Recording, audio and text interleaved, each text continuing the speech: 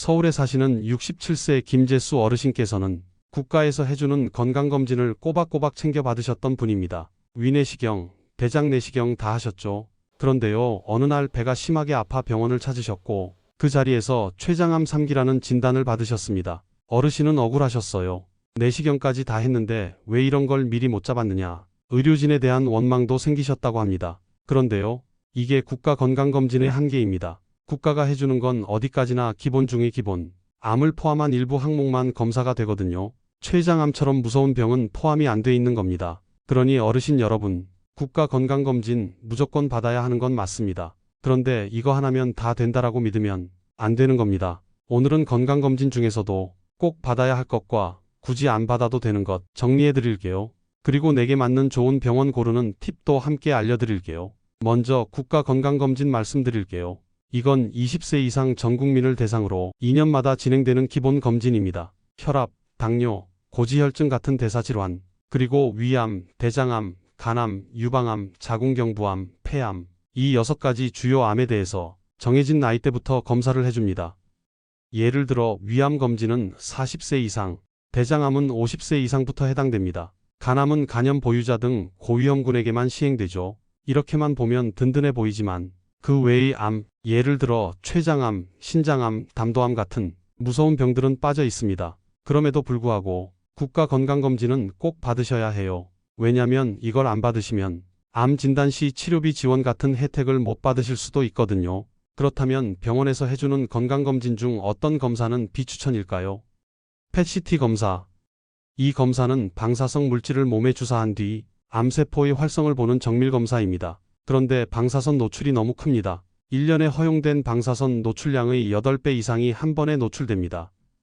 이건 건강검진이 아니라 암 유발 가능성을 높일 수도 있어요. 복부 CT 검사.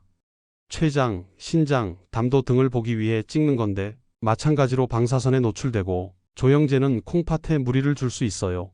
60대 이상 가족력 있는 분 외엔 자주 받을 필요 없습니다. 뇌 MRI 검사. 머리 아프다, 깜빡깜빡한다는 이유로 자주 찍기엔 너무 고가입니다. 진단 목적이면 좋지만 검진용으론 비효율적입니다. 안 펴지자 혈액검사. 암을 조기에 진단해준다? 아닙니다. 이미 암 진단받은 분의 추적검사용이지 처음부터 이걸로 암을 알 수 있는 건 아니에요. 심장 초음파 검사.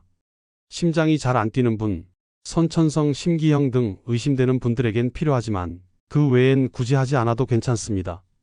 그렇다면 반대로 꼭 챙기셔야 할 검사도 있습니다. 복부 초음파 검사.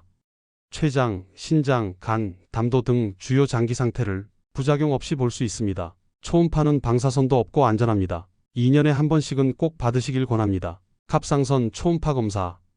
갑상선암은 조기 발견하면 완치율이 무려 100%를 넘기도 합니다. 4년에 한 번은 꼭 해주세요. 뇌 MRI와 MRA 검사.